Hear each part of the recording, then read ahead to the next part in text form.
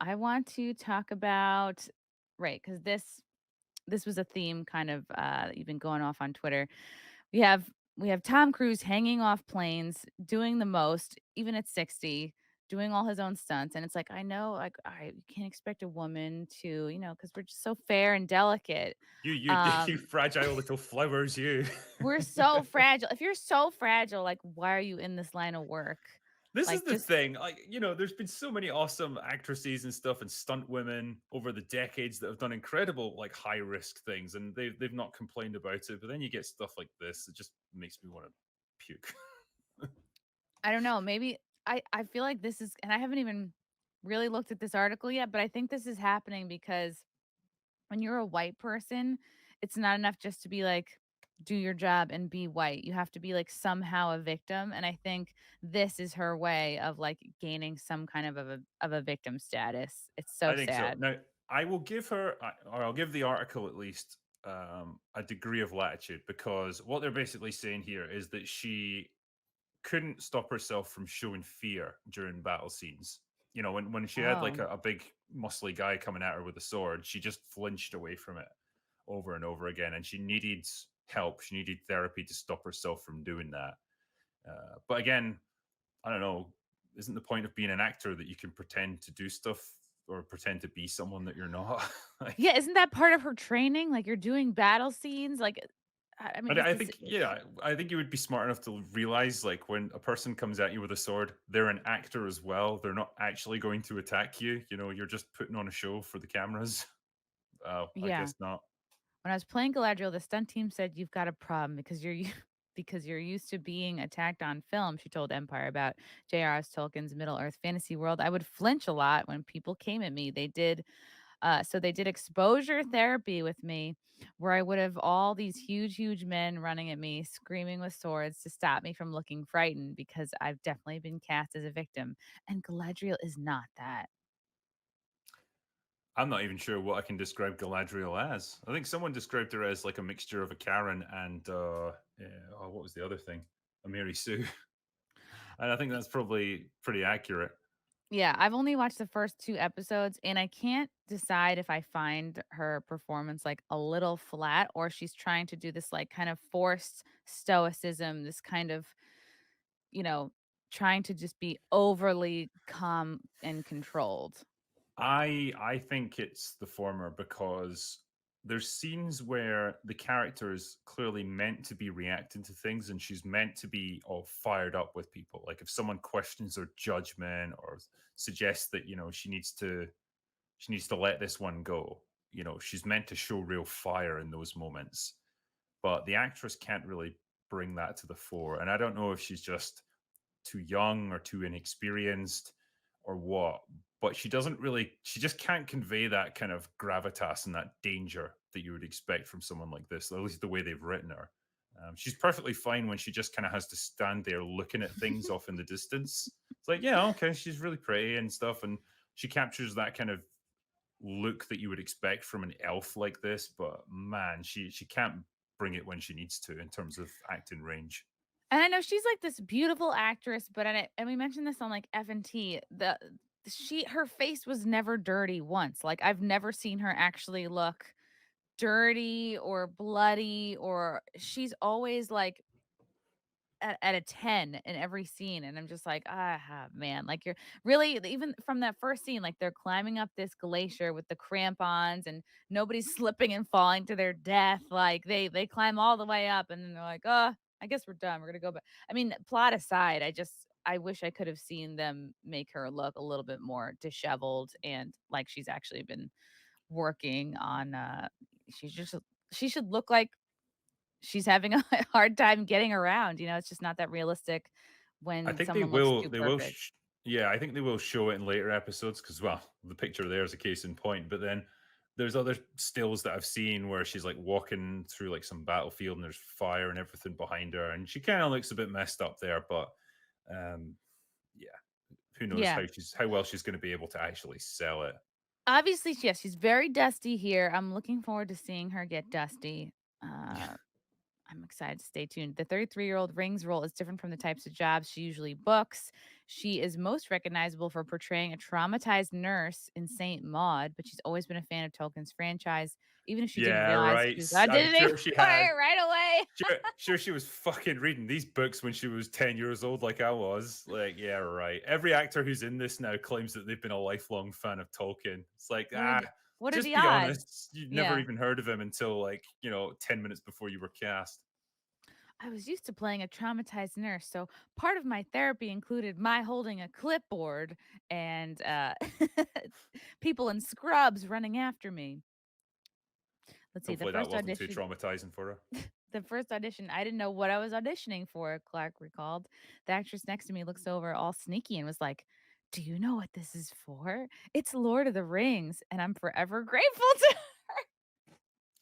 I Oh refuse to no. believe that's true. So she auditioned for something without even knowing what it was. That's Like, impossible. how would you know how to prepare for it or anything? Even when you arrive, like, even if you're auditioning for a commercial, you get there, every place you go to sign in, the script, like, you'd have to yeah, I don't believe that she had no idea. Look at this as well. This next line. I went into the toilet, as you do, and stared at myself, and I was like, "You've got to pull yourself together. You've been training for this for years." It's like, how have you been training for years? And you didn't even know you were auditioning for it. And you weren't and you're saying you weren't the biggest fan, but you've been training for it for years. Yeah, you know what to do. It's in your blood. So yeah, and then everyone applauded. Because I've been obsessed oh, now she's been obsessively watching Lord of the Rings for her whole childhood. Sure, I believe you. Always a fan. Wow. The series is set thousands of years before the original films and features new, diverse characters that are meant to modernize the series. Why Yeah, do we need to modernize the series, Drinker? because it's got to reflect the world we live in, even though it's a completely fictional fantasy world. Because literally, it's impossible to separate contemporary politics from art now. At least if you're a Hollywood writer, it is Yeah. impossible, and it's never going to stop. I don't think. Maybe we Um, should blame Jeff Bezos, who also is everyone's a longtime fan of the franchise. He passed that passion down to his son, who Bezos said gave him some advice on the show. What was I his don't know how much advice? of this is his fault. I mean, obviously, he originated it all because I'm pretty sure his directive was just give me a microwaved Game of Thrones that'll just be an instant hit. Microwaved. And it's like, what can we use? Like, what's recognizable? Lord of the Rings, like biggest fantasy, name on earth, like the most classic of all time. Cool. Let's just buy that, and we'll throw so much fucking money at it. It'll overcome every problem, and that seems to be the mentality behind it. And then it's lower level people that ultimately make all these decisions about casting and reflecting the world we live in today. So yeah, I think Yeah. Jeff's just a completely out of touch billionaire who just wanted a hit. Yeah. His son looked him in the eyes and said very sincerely, "Dad, please don't F this up." Bezos shared at the series premiere in London on Tuesday. Sorry, And then son. and then and then his dad took the prime tape that's on all the boxes and taped my mouth up with it and said, "Shh, I got Yeah. this. It'll be there in 2 days." This is the problem, though, right? Because it's such a big deal. Like, and one way or another, it's contentious and it's just all generating publicity for the show. The first few episodes will get insanely high ratings because everyone, one way or another, wants to see it, even if they're just hate watching it. But that's the problem because then they're going to trumpet it as like the biggest show on TV because of that. But then it's not necessarily a reflection of its quality. Yeah, it's interesting. Like they will be so critical, basically, of anyone who is critical or who leaves a negative review. But at the same time, do you think that people such as yourself or Gary or the Geeks and Gamers guys actually draw more attention to shows like this and ultimately help it get more views, even if you do have a negative review? I mean, it's hard to say because the attention was there already. I think because it's been you know a saturation of publicity over the past 6 months. Like it's been everywhere. There's been news articles, trailers, everything. It was out there regardless of what we said or did. But it's a reflection of how massive the amount of interest in this show is. Like when I watched the first two episodes, I did like an impromptu live stream with no prep work or anything in the middle of the afternoon here. So it was like early morning in America. And I had 13,000 people watching me live just talking about it. That's how much interest there is in the show. Wow. Not me, but the show. And like just because I was talking about it, that's what got so many people watching. And so yeah, it's a huge deal for better or worse, I guess.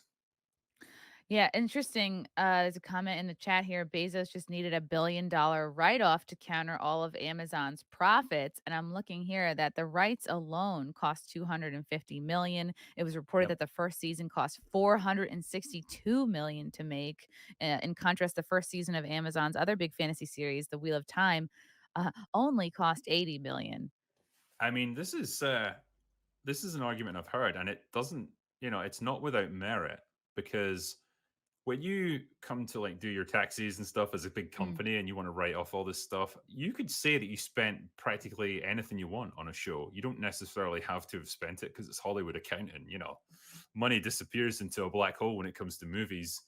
Hmm. And so, yeah, it'd be quite an easy way for them to dispose of a lot of profit, you know?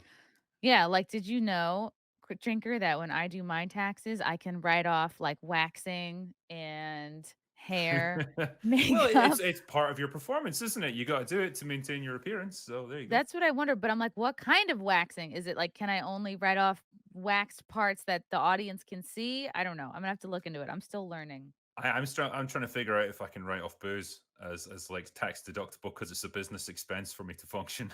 I think yes. I think it's part of your whole brand. It's your whole thing. Yeah. Love you guys. Thank you for the chats. Thank you for the comments. I will see you guys tomorrow. Bye. Bye. All right. Love you guys. God, I don't even want to leave. This candle smells so good. I don't want to leave. All right. Love you guys. Talk to you soon. Bye. Love you all. Join the Discord. Feet. Love you all. Wow. You guys are awesome. Let me get it. Bye, guys. Bye. Now I'm really leaving. Love you. Bye.